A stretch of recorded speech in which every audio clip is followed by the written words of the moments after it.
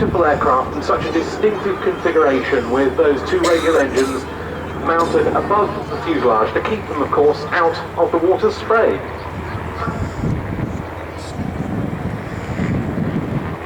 It was Prime Minister Winston Churchill who said the only thing that really worried him during the Second World War was the Battle of the Atlantic. There was a period, or a couple of periods actually, during the Second World War when the UK was basically being starved, both in terms of food and war supplies, because these supplies were coming across the Atlantic by ship, where they were constantly harassed and attacked by very courageous and skilled German U-boat captains. And the problem was you couldn't cover all the way across the Atlantic. Aircraft could operate one side of the Atlantic or the other, but there was a gap in the middle. Amongst others, this was one of those aircraft that filled that gap.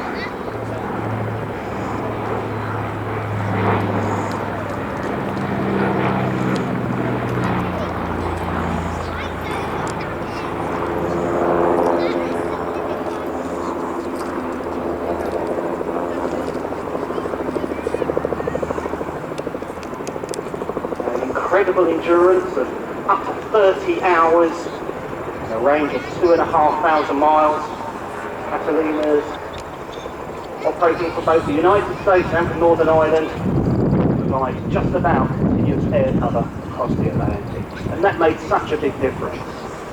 Prior to that, U-boat captains knew they could operate generally with impunity for a while.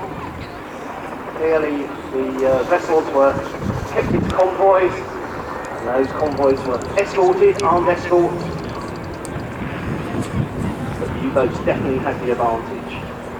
And then along came the Catalina.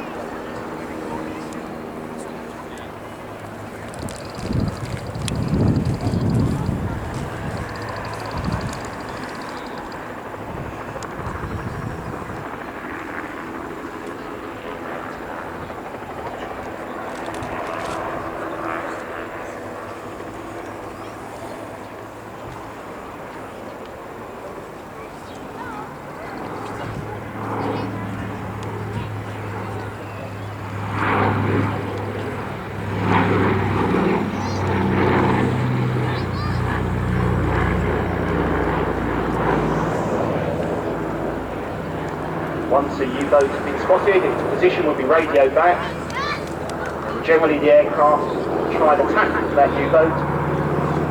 The U-boat captain had a choice, could either dive and try and evade. More often than not, they would stay on the surface and fight. The U-boat was certainly very well gunned. There was some fierce fights. This is not a fast aircraft. And in fact, 2 VCs were awarded to captains of Catalina for courageous attacks on German U-boats.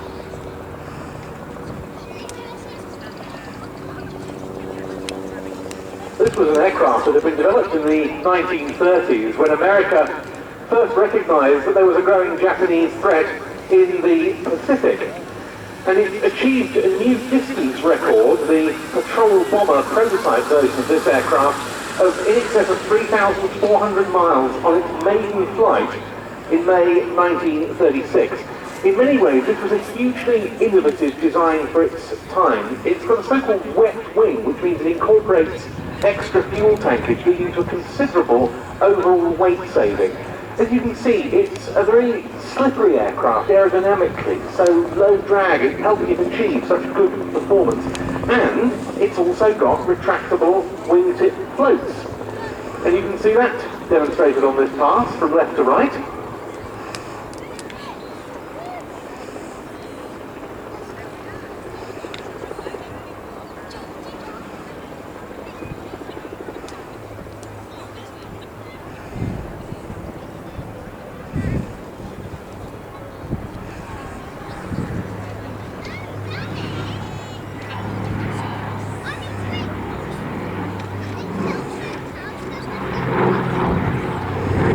The fact of their being retractable helping further reduce the drag of the aircraft. And then came, as I mentioned, the further improvement into the amphibian configuration with the PDY-5A model. And the colour scheme on this particular aeroplane, which was in fact built in Canada by the Canadian Vickers Company, and is therefore, strictly speaking, a Canso, that was the name the Canadians gave to their licence-produced Catalinas, recalls another facet of this aircraft's operational service, both during and after World War II, which was in the air-sea rescue role.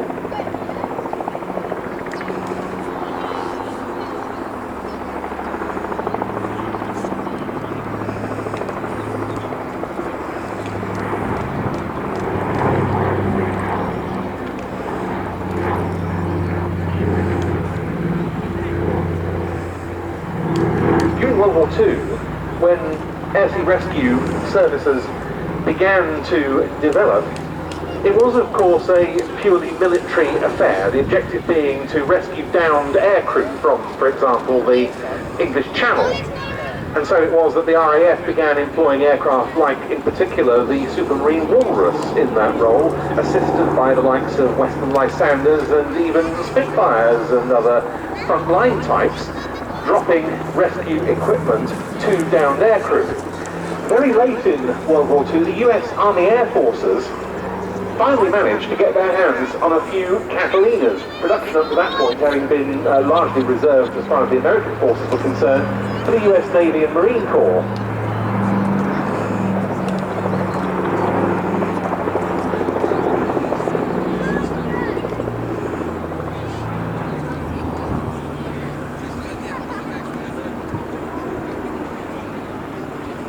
They were designated as OA-10As, and they entered service in 1945 with a unit of the 8th Air Force of the US Army Air Forces in the United Kingdom, the Fifth Emergency Rescue Squadron stationed at Halesworth in Suffolk, and they undertook some very notable rescues.